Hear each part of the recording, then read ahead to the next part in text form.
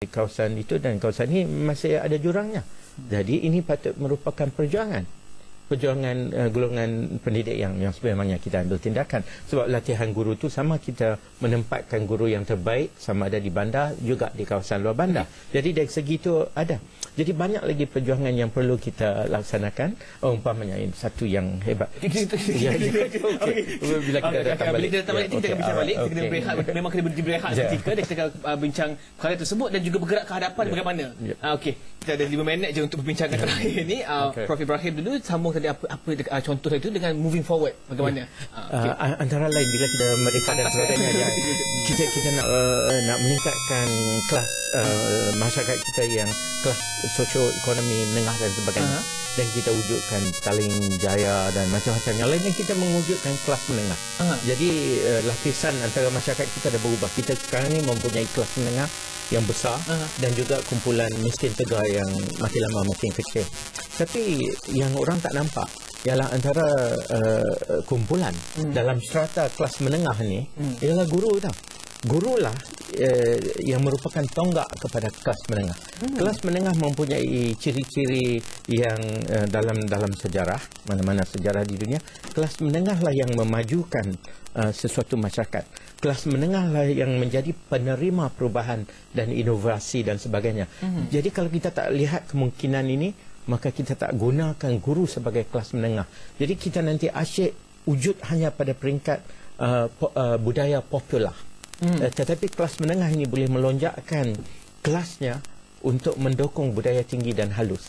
Dan peranan guru dan profesion perguruan dalam hal ini paling penting sekali. Lebih-lebih lagi kerana guru jinak dengan ilmu dan sebagainya. Di Malaysia umpamanya kita dah buat keputusan bahawa guru patut merupakan graduate university.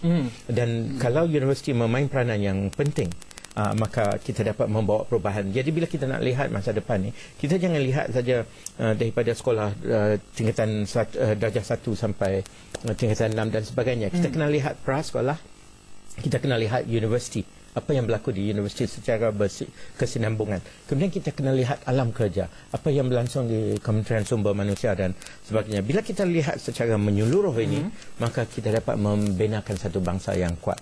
Tapi bila kita lihat secara menyeluruh ini, lihat juga bukan sektor pendidikan, tapi sektor politik, sektor budaya, sektor ekonomi dan sebagainya.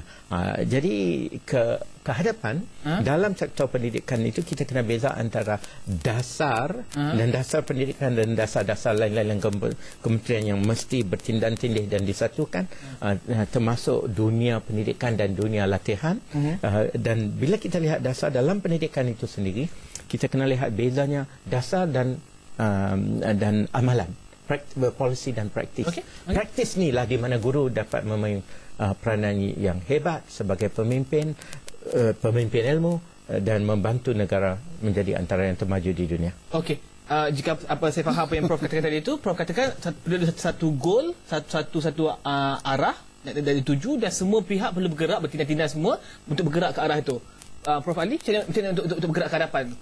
Itulah bagi saya tidak mungkin kesimpulkan dengan 7Q, arah akan datang. Kita ada 2 minit. Yang pertama ialah mutu atau quality. Itu mesti kita nakkan. Mutu sekarang kita lihat macam bagi saya transformasi pendidikan keseluruhannya. Misalnya keperluan bahasa Inggeris, misalnya keseluruhan holistik kesemuanya, memikirkan daripada prasekolah hingga keseluruhan universiti misalnya. Ini kita misalnya pendidikan awal dan pendidikan misalnya 3M itu mesti dipastikan anak-anak mendapat mencapai 3M yang kita bina masa peringkat sekolah rendah. Kemudian peringkat sekolah menengah, daya inovatif, daya kreativiti mesti kita transformkan ini dan kita tonjolkan bersama. Jadi itu quality. Kemudian quantity, masif semua sekali mesti digerakkan seperti Profesor Ibrahim mengatakan. Kita hendakkan. Kemudian kita hendak quantum leap, lompatan berganda-ganda, bukan sekali ganda sekarang, banyak kali ganda usaha. Jangan kita selesa dengan perkara. Kemudian sistem nilai, saya masukkan dalam misalnya Quranik, nilai-nilai kita, acuan kita. Kemudian kita rasakan perlu adanya pengorbanan kepada semua. Q yang kelima, korban. Kemudian kita hendakkan disiplin, Q. ikut semua orang mesti ada disiplin diri, disiplin masyarakat, disiplin menggunakan masa, disiplin menggunakan wang dan sebagainya. Dan akhirnya Q yang terakhir, yang ketujuh, saya rasa penglibatan wanita dan juga mesti digerakkan bersama untuk kita memajukan negara. Okey.